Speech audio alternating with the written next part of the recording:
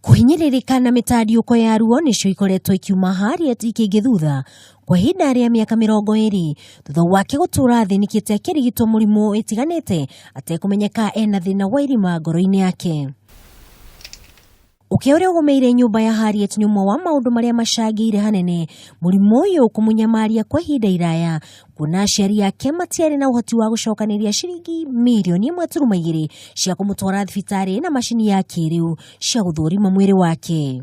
Ningetaka atibiwe ili aweze kuishi kama watu wengine venye wanaishi, kwa na magonjwa na kwa waumwe. Thutha wa aciari yake gwika harambĩ na kumutwara thibitari, Harriet nionekanire na irima ngoro na marigitari makiuga ni arabatara guthĩnjwo kwa naihenya ritanehĩrĩria, ũndũ ũrĩa nyina mũciari oigĩte mwana wake no kũhinyiririka muthenya thutha wa ũrĩa ũngĩ atarĩ na wĩki. Ambira nimupeleke